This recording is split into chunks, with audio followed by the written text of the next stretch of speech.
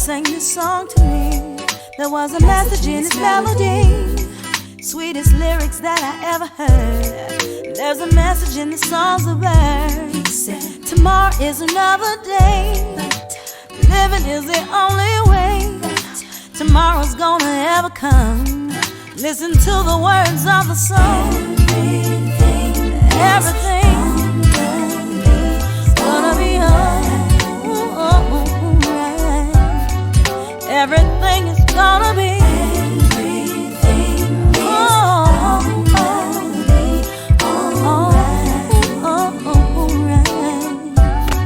Greetings to the audience and to those of you who are watching or listening or however you come across this show tonight.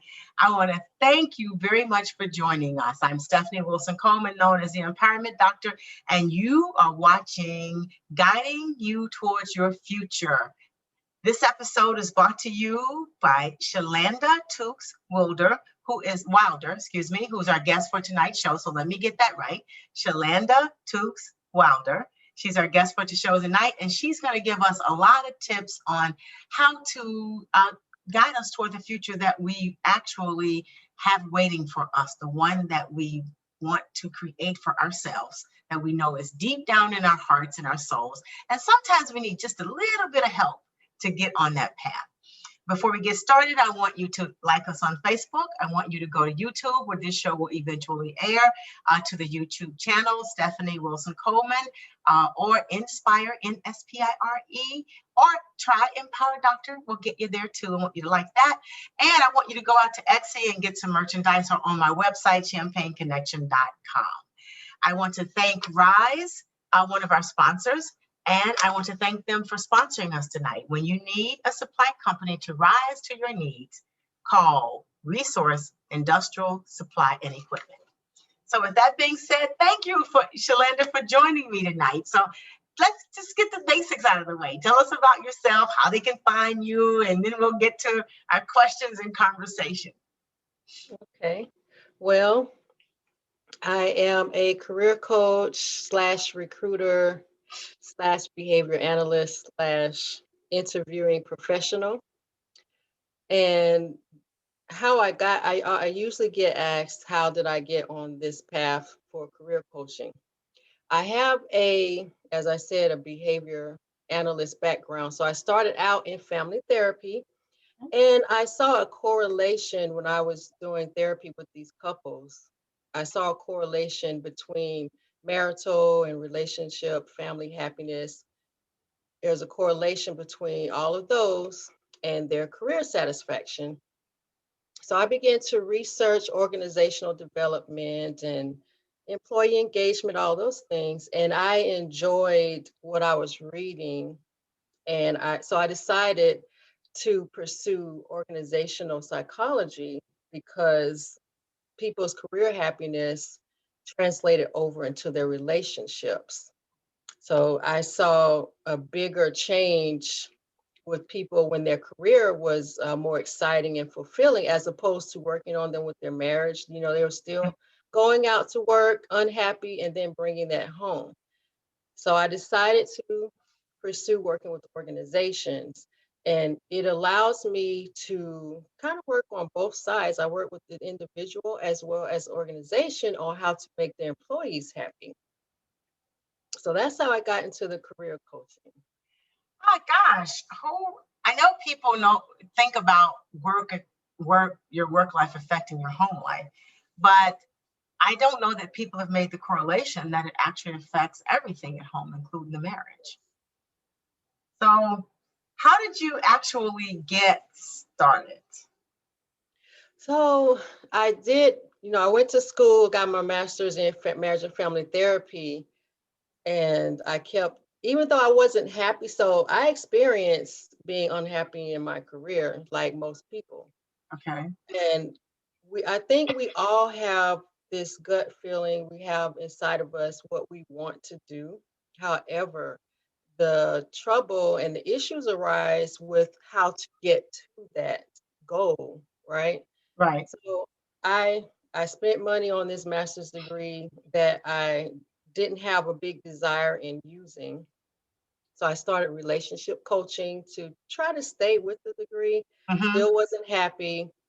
So I went on and I said, let's just go for it. And I did a career map before I knew what a career map was. And I started studying career coaching and organizational development. So I actually started going towards my doctorate in organizational psychology and studying, not even working in the field yet, just studying everything. I felt happier and more fulfilled before I even started working. Then I decided, okay, let's get some certifications going. Let's get a little deeper into this. And that's how I got started. So right now, I work with the company that outsources its human resources. And we're working with a large search engine, we have to say search engine company, and we're helping them with their recruiting. And this is very satisfying because I get to talk to people while I'm interviewing them and give them advice on how to career map and use the company to help them reach their goals, because it's a two-way street. You're working for the company, but you also want the company to work for you in the long run as well. So you mentioned career mapping and how you discovered it before it was actually a thing, before you knew it was a thing. So what is career mapping, and how can people use it at home to get from where they are to where they want to be? Because I know even in my life, I've had those instances where, ah, God, this is not exactly what I want to do. I don't know what I want to do, and how do I get there? Okay, so when you do a career map, like I mentioned earlier, we know what we want to do, but how do we get there? So you start from point A, where am I now? And what I advise people to do is research how to get to this particular career. So let me use myself as an example. I wanted to do career coaching and recruiting, right? Mm-hmm. So I got a mentor who was already in human resources and doing mentoring and coaching. And I talked to her about what I wanted to do. I told her I liked employee engagement and recruiting. So she told me, once you get to human resources, start taking up assignments within your job, because when you start out entry level, it's Mm-hmm. not real specific. You're just doing general work. Right. She said to make sure that once I broke into the HR industry, make sure I started guiding myself and asking for assignments and doing job tasks that steered me towards where I wanted to be. So I did my research and I saw there are different titles. Learning and development basically is what I fall under, learning and development and employee engagement. And I work backwards from there to see, okay, how do I get into recruiting and learning and development? Okay, human resources assistant, recruiting coordinator. So I was here with a little bit of education, and I found out the different jobs that would lead me into the learning and development specifically. And that's how I worked my way. And I also, when I got into jobs, I was open with the hiring managers and told them what I wanted to do. And I was fortunate enough to have hiring managers that appreciated my zeal and my enthusiasm to learn more about human resources and helping their employees be better employees, because what does that equate to? More money for the company if you have happy employees. So where I was fortunate enough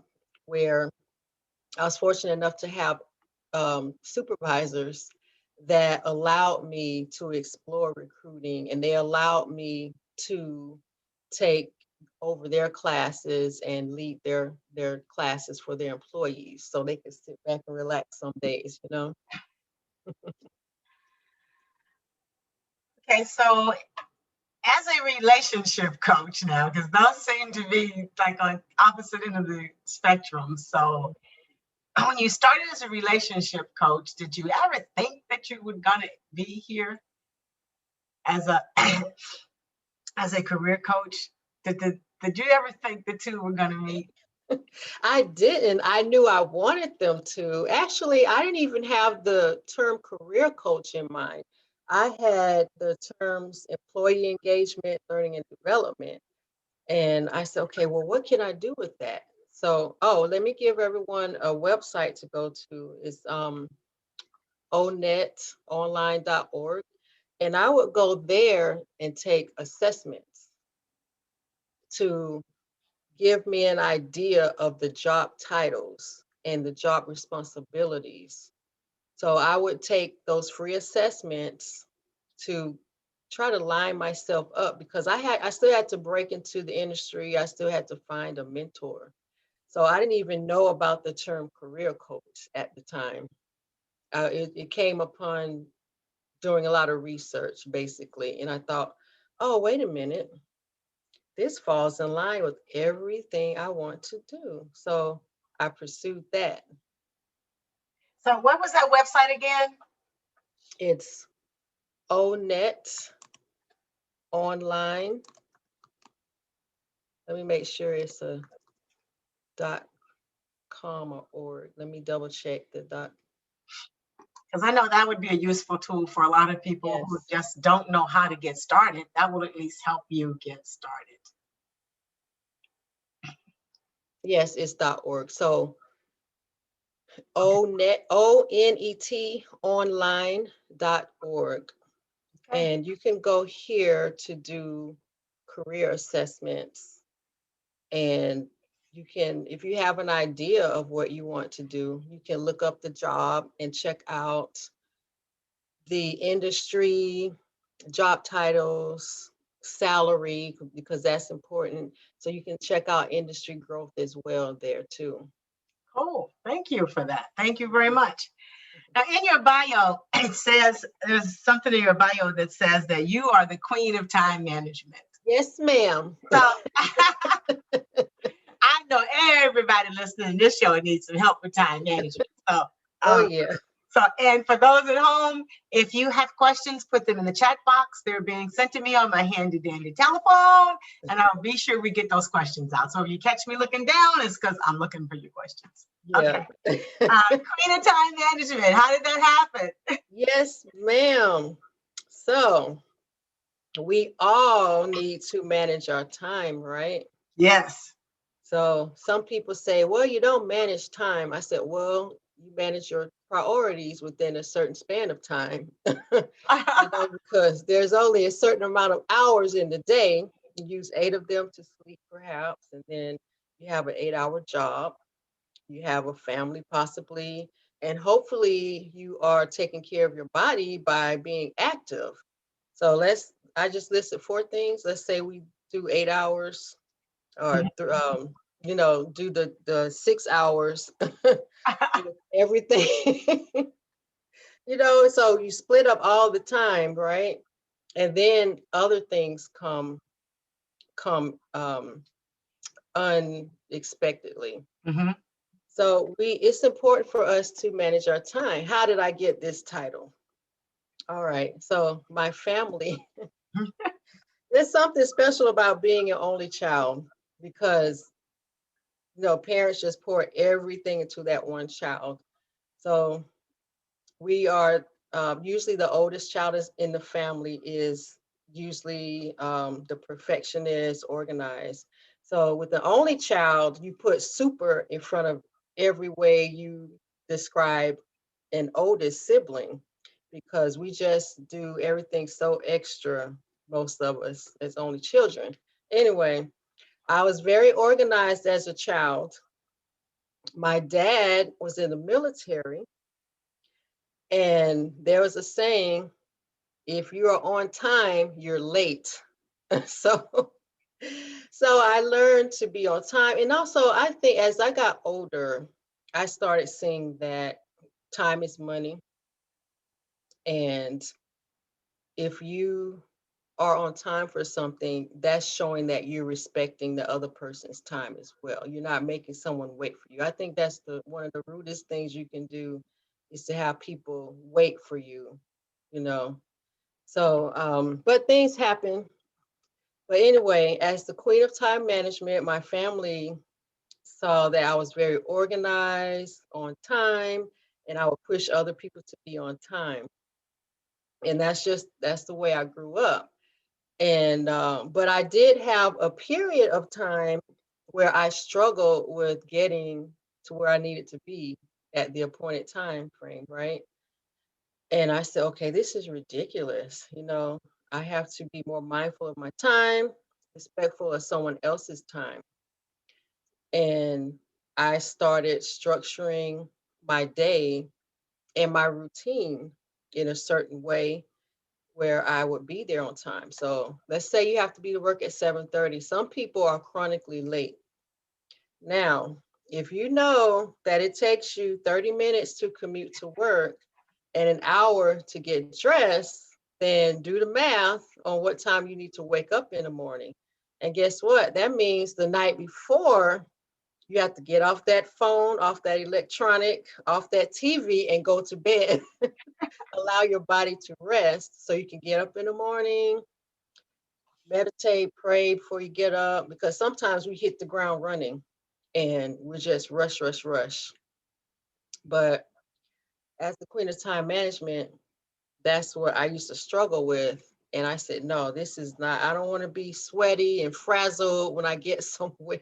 I want to be calm and relaxed. So it was a process. And people started noticing that and then coming to me for advice. So people come to me for advice on how do you manage your time so well, you're so organized, and then you're so calm about everything. It's because I manage my time to where I don't get frazzled because, oh man, I'm running late now, you know? Mhm. Yeah.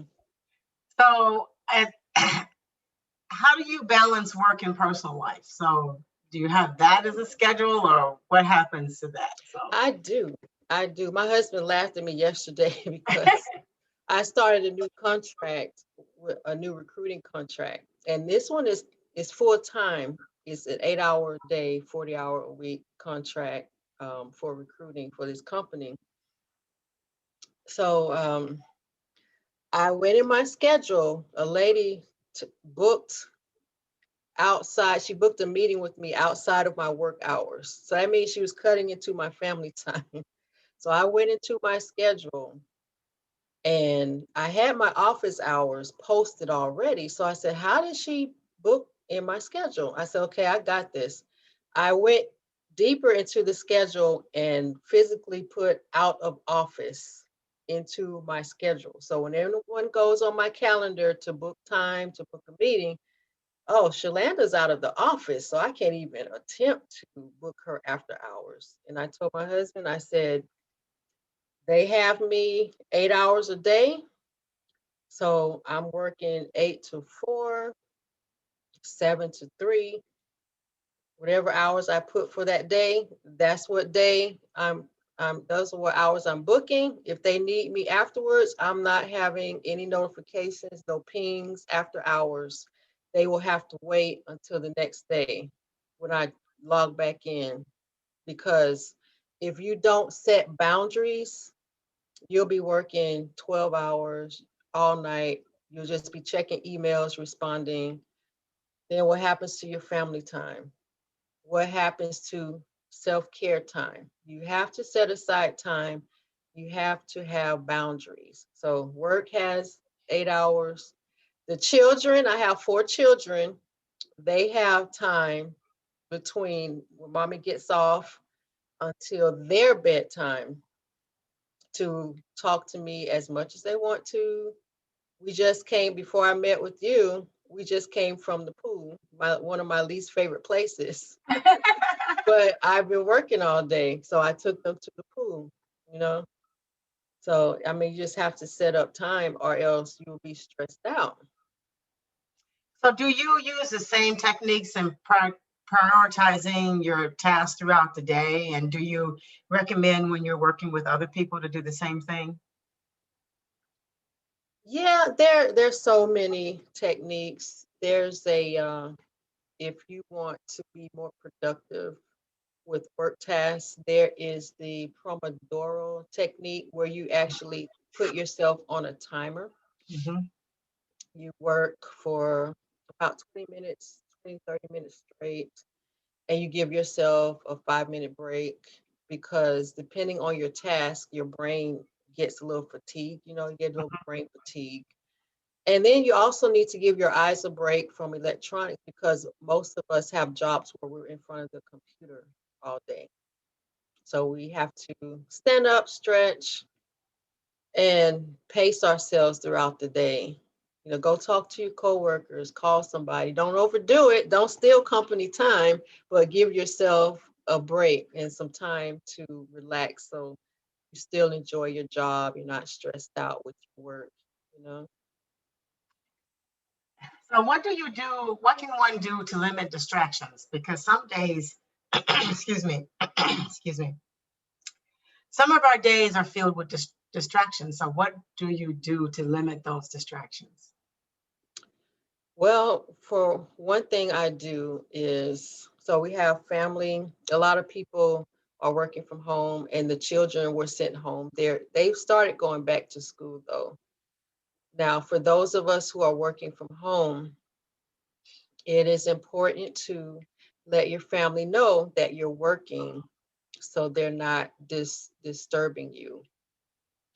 And another thing we have are our electronics, and we have the notifications popping up on the desktop, on the computer, on the phone. I turn off my notifications. I don't like them because what will happen is anytime someone comments on Instagram, on Facebook, you're going to be looking at your phone. And what will happen is you'll end up watching videos for 30 minutes and the time just flies by, especially on YouTube. I have to really watch myself on YouTube because I will end up on a side of YouTube, watch the cat video, and now I'm over here learning about the tigers in the jungle. It just took me to another place. Yeah. So I limit my times on YouTube. I'll open up 2 videos in my tab and like, okay, this is all you watch these 2 videos and then you get back to what you need to do.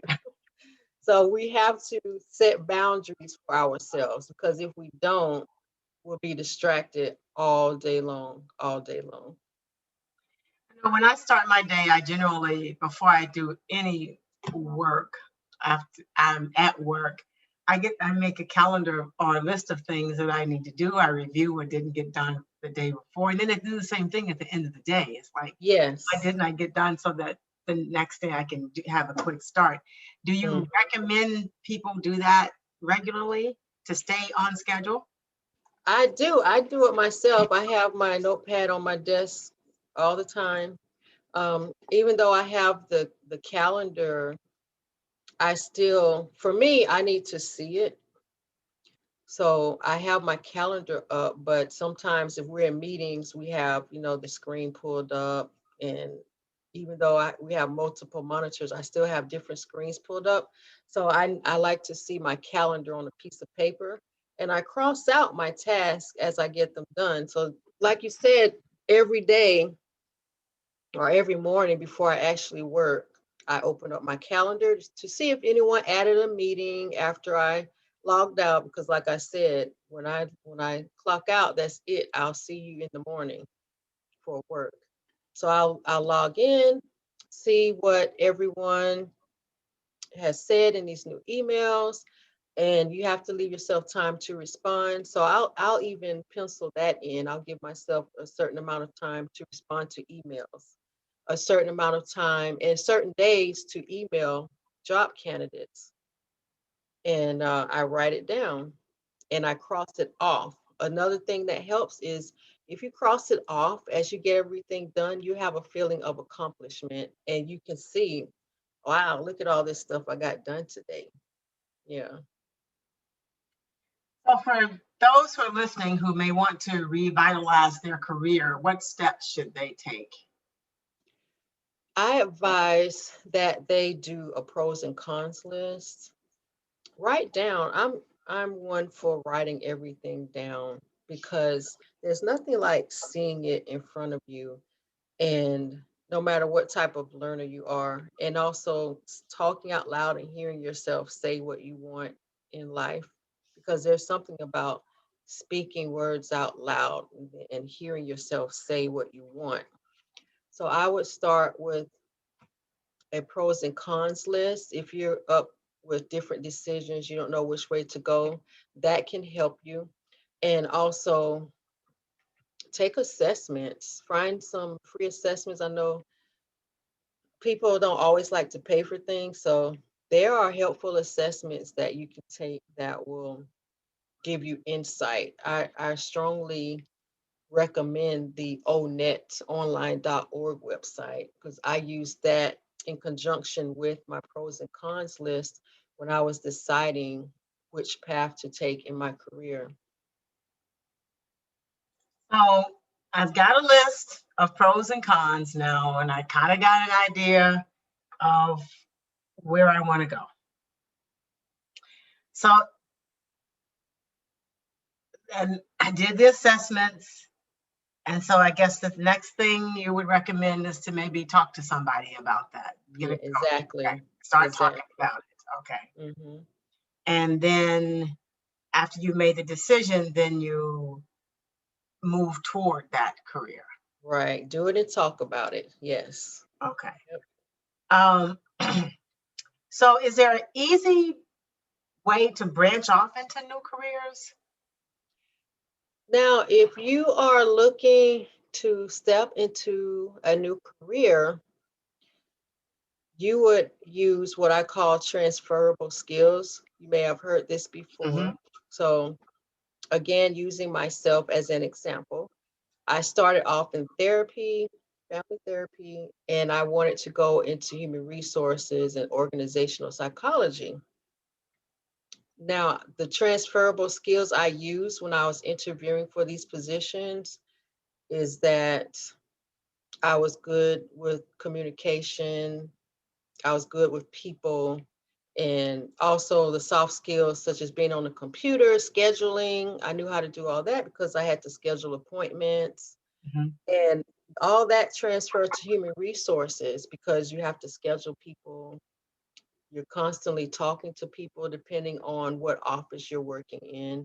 You have to be very organized. So I had a lot of transferable skills that I was able to carry over into human resources to help me get my first job.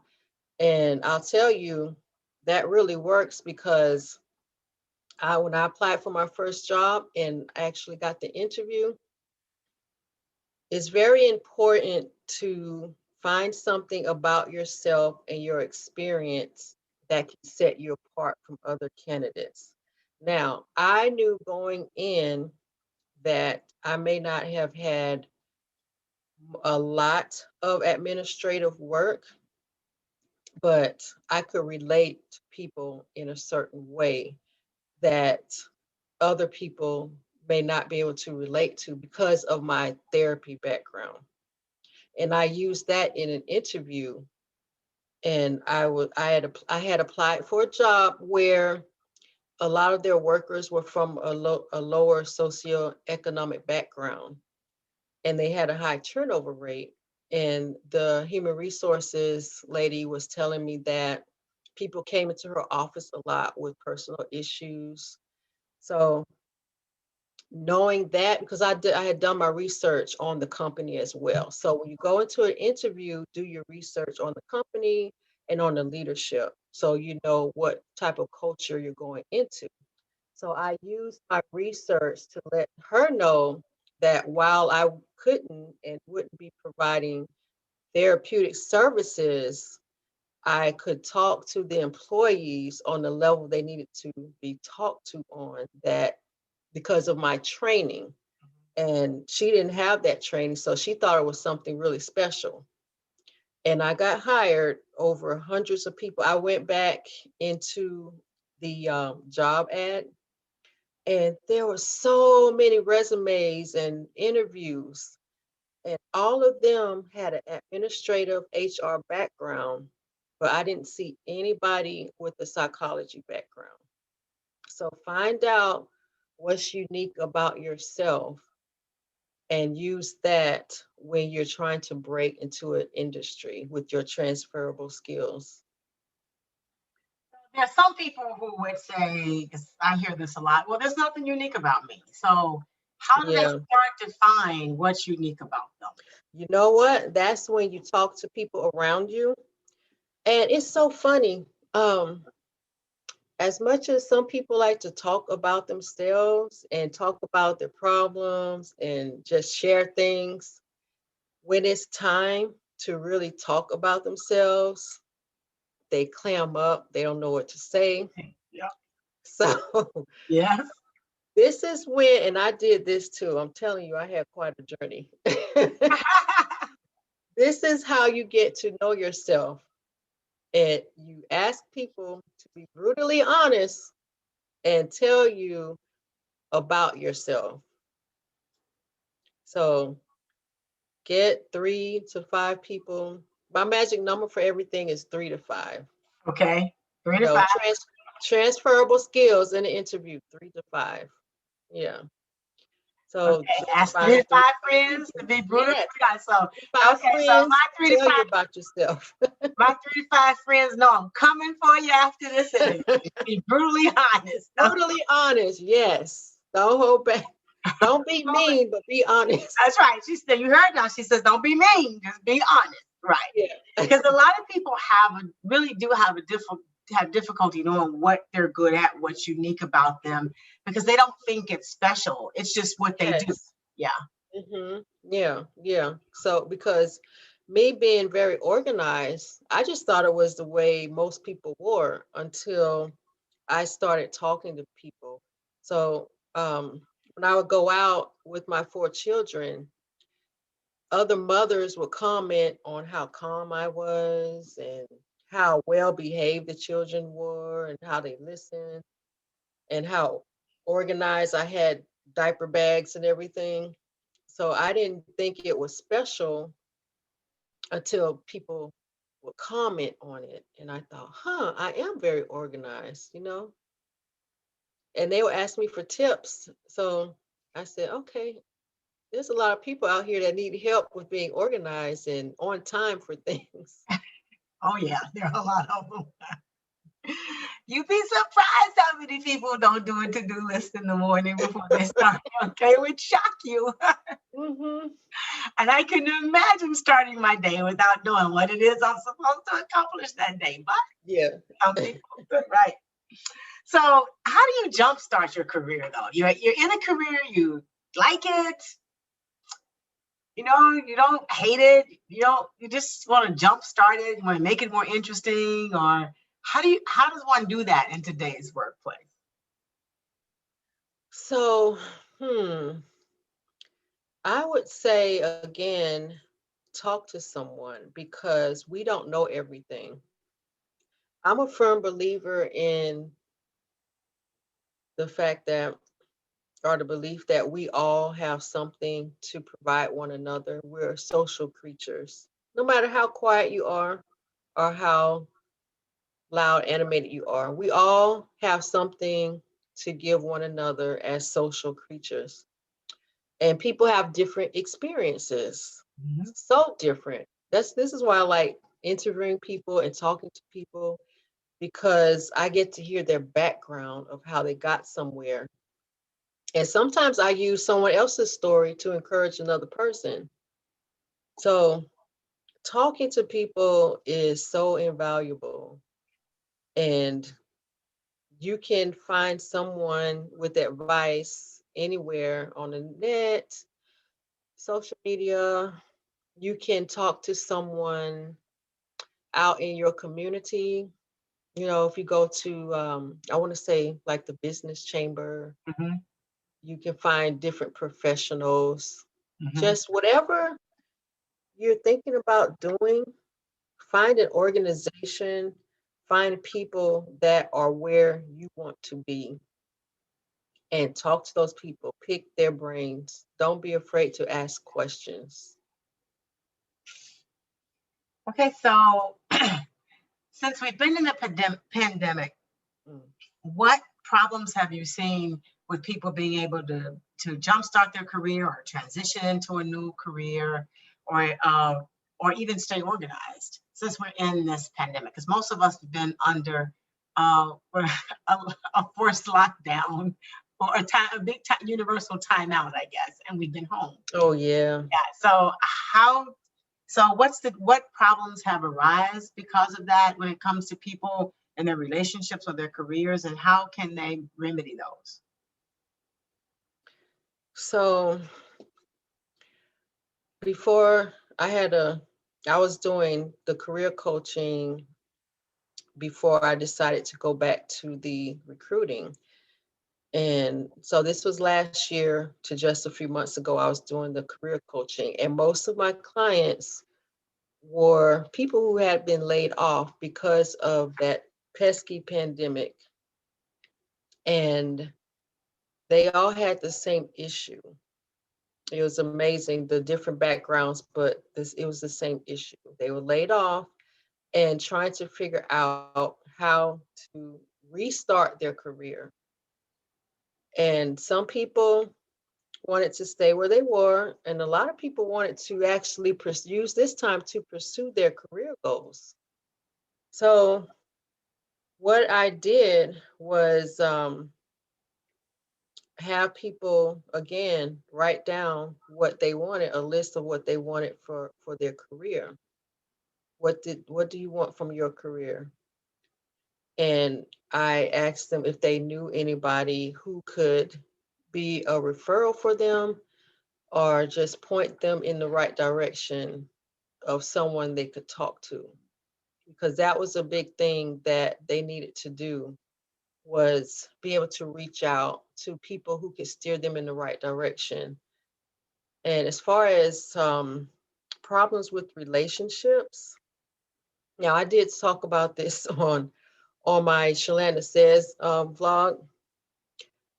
A lady asked about her relationship with her spouse because everybody was at home. And I had a special guest on there, and we both agreed that you have to give each other space.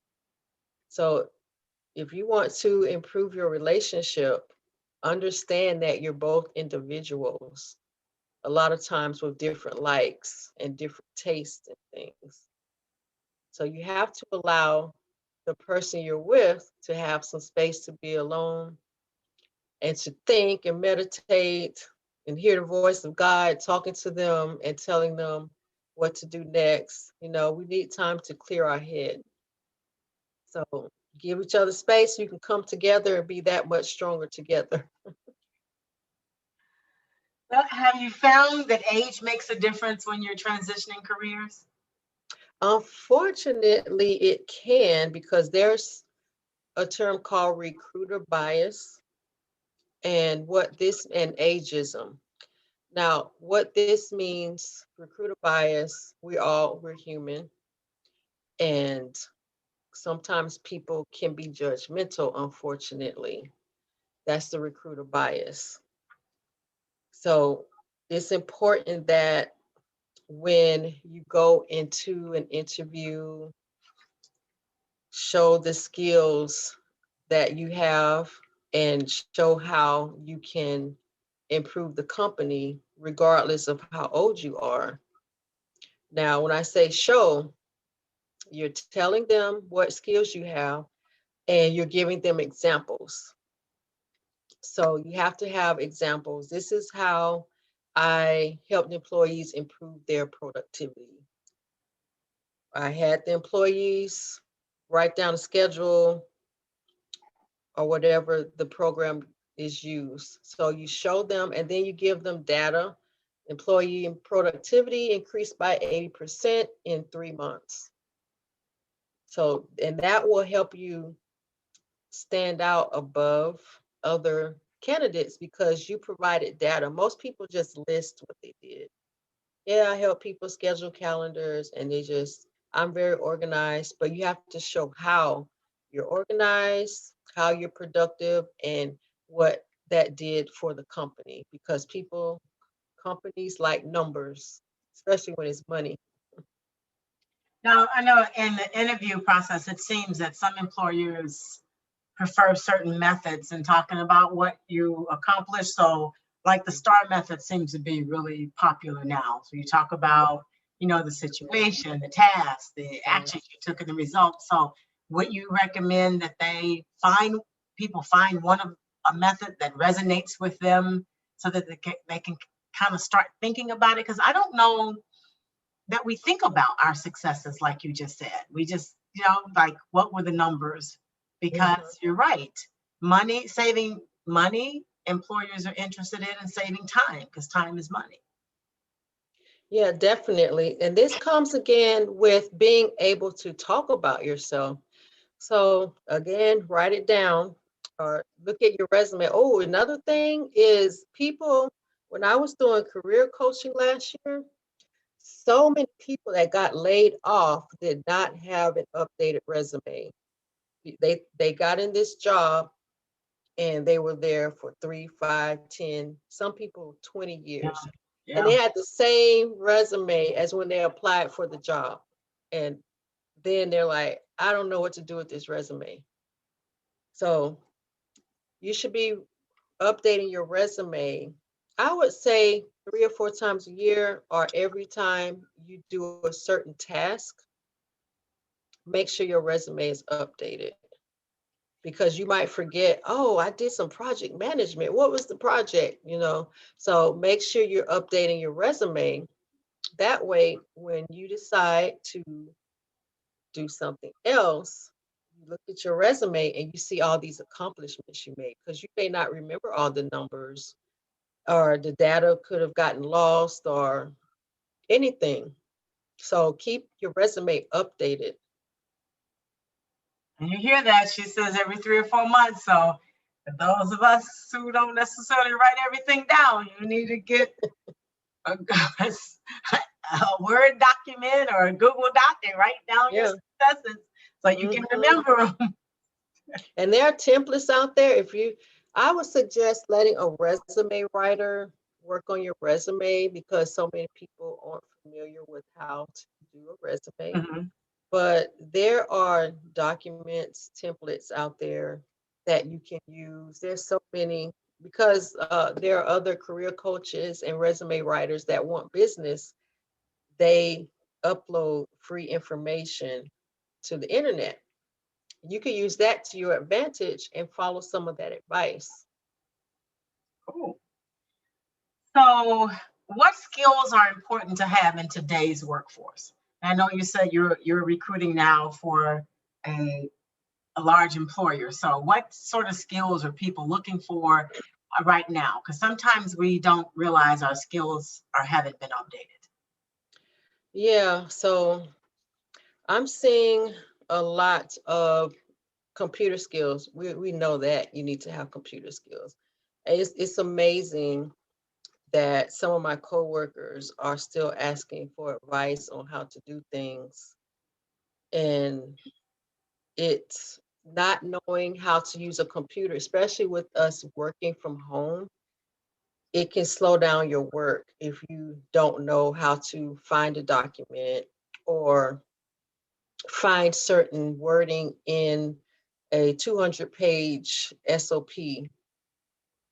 So it helps to have computer skills, even just the basics. We don't have to be an expert in Excel. I am not, but I do know how to search for it when I get stuck on, okay, how do I make this list again? How do I filter out this list? I'll search in a heartbeat because of the nature of the word. And I'm seeing a lot of administrative positions. Leadership needs someone to help them manage their calendars. And this helps to know how to do administrative work. Again, it's all online. So you're back at needing to know how to use a computer. And unfortunately, there are older people that aren't comfortable with electronics.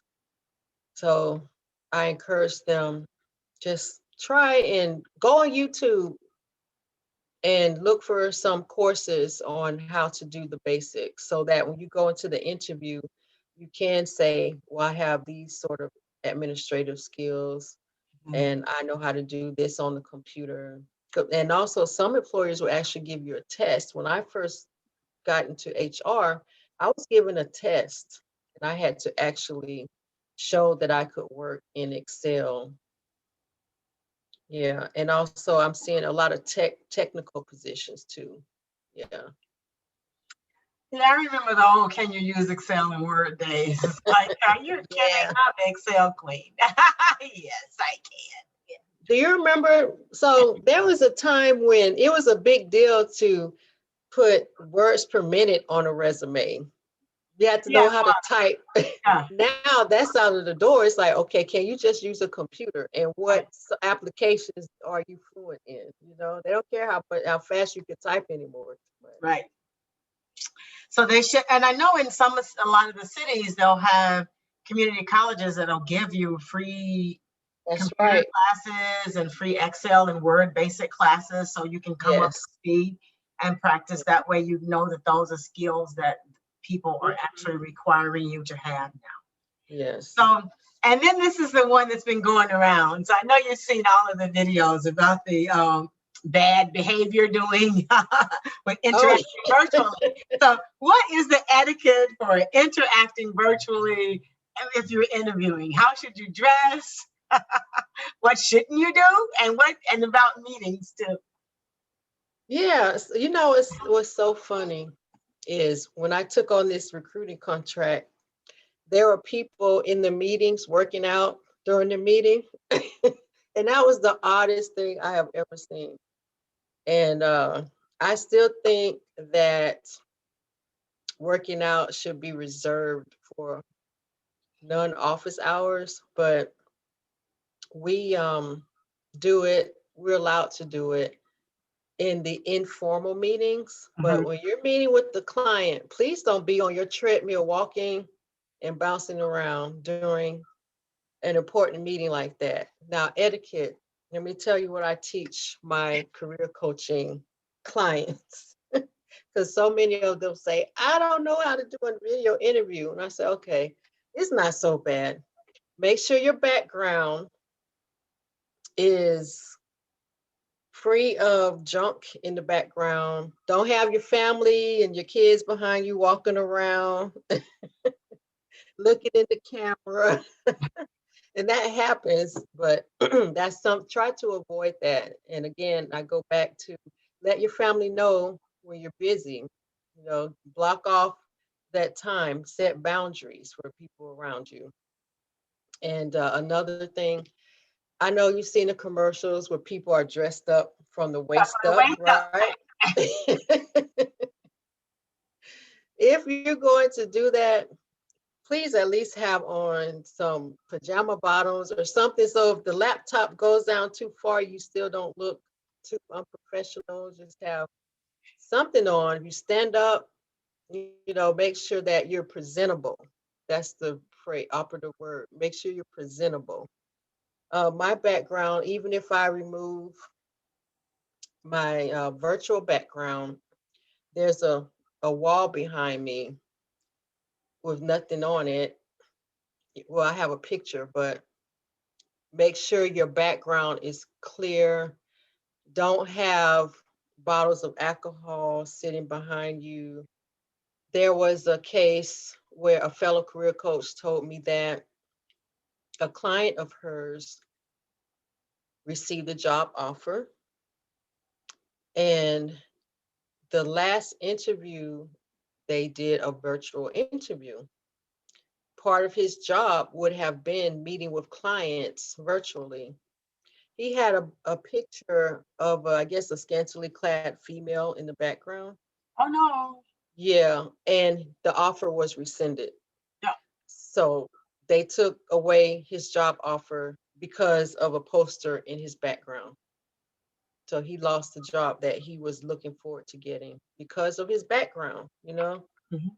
So have a good background. Don't make it too busy. If you use a virtual background like the one we're using, Yeah, then don't. Mine is, I still think mine is kind of busy. You said it was I like fine. it. I like it.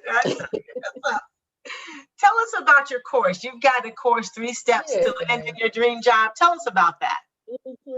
Yeah. So I have, I try to simplify the process because it can be very daunting to find the job we want, especially if it's our dream job. It could just seem so out of reach.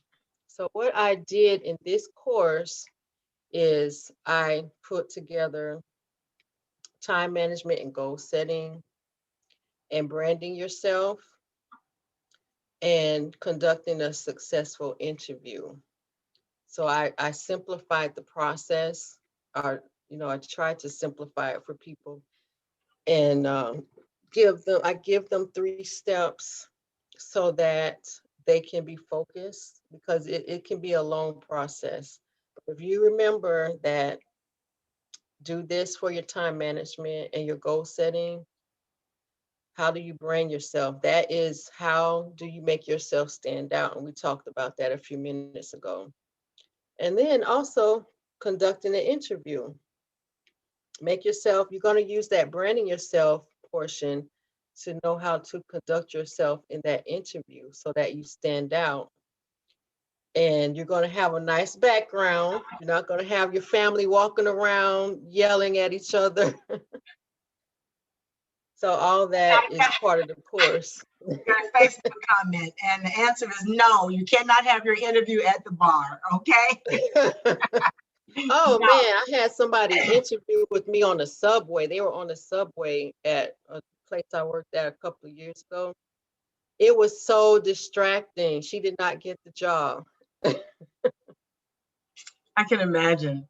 Tell us about your YouTube, your Yeah. nice vlog. Yes, ma'am. Right there. Shalanda That's says.com. right. ShalandaSays.com. So I did this because when people would find out that I used to be a family therapist, they would ask me questions, right? Ask me questions about any and everything. And for some reason, people have always been comfortable telling me their business. I don't understand why. I don't know if I have an invisible sign I can't see. Tell me your troubles. I will listen. So I said, you know what? I get questions when I go to the store, when people find out I used to be in therapy. So I created this vlog on YouTube, ShalandaSays.com. And I've answered a lot of these questions in this vlog. The last few videos are strictly geared towards college students because I've had parents come up to me asking, how does my child find a job?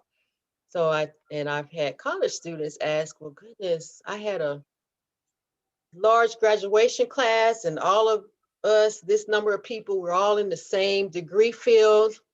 So I answer questions on how to make themselves stand out amongst all those graduates graduating with the same degree. Yeah, it was fun to put together. So I encourage everybody, go watch the videos and comment, ask questions. I'm still open for questions. Cool. Because I know that branding yourself, you hear that, you say, I don't know how to do that. I'm not a Coca-Cola. How do I do that? So Yeah. thanks for the tips on that. It's like, what makes you stand out? And, Hmm. and this goes back to what Shalanda said earlier, too. So if you're writing down your accomplishments as you accomplish them, then Yes. you would use those things to help you stand out, too. Hmm. Right? Yep. Cool. Yep. So you write them down as you're going through, and you ask your 3 to 5 friends, or however many. And you know what? Let me tell you something. The more people you ask, you start to see a pattern. And then you'll know, oh, these people are being straight up. This is how I am. Okay.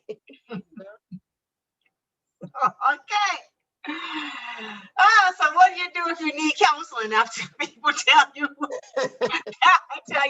you really are? What do you do? Oh man, if they need counseling, I say, I'm sorry, I'm not a licensed. I don't do that anymore. But I can refer you to someone, right? yes, I can refer you. Yeah. So are there any other, we're coming to the end of our time. So are there any other tips you'd like to share before we end this segment? I want to challenge people to go for it. You have a dream, goals. Don't worry about how old you are. Don't worry about your skill set. So if you find that you are lacking in skills, guess what? Go out and get them. Write everything down, keep it in front of you so you can see it, say it out loud so you can hear it, hear how it sounds. Like, man, this sounds awesome. I'm going to do it. Talk to other people, get encouragement. Oh, and get an accountability partner, someone that will hold you accountable, someone that will say, hey, did you sign up for a class, the free class at the community college? It's free. What can you lose? Nothing but time, But it's always, I've done community college classes just to do it because I think I know something, but the teacher, the instructor, just told me a little bit more about that topic, So go for it. Well, I want to thank you for joining us, and I want to thank you for encouraging the audience to go for it, to actually take the time to look into themselves and actually live that life that do it and they talk about it. Right, just do it.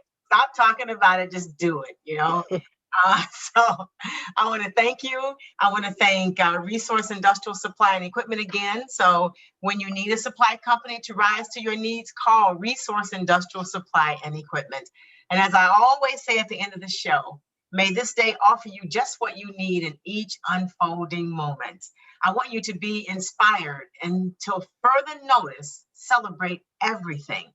Do not go gently into that good night. I want you to find a heel worth dying for and take it. Be the person that you have been waiting for. Make today so awesome that yesterday gets jealous. And above all else, do it your way. I'm Stephanie Wilson-Coleman, known as the Empowerment Doctor, and it has indeed been my pleasure. Thank you, Shalanda. And as I say, life is too short to drink cheap champagne. So you guys go about and live the life that you dream about. So bye now, and until next time, you have a good one too.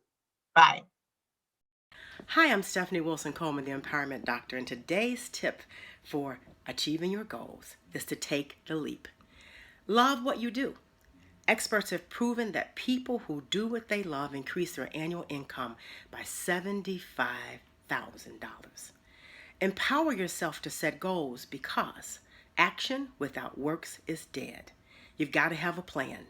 If you fail to plan, you are planning to fail. Remember, 92% of people who have goals achieve them. So what are your goals and what is your plan? I'm Stephanie Wilson-Coleman, encouraging you to dream big. Life is too short to drink cheap champagne. Have a great day.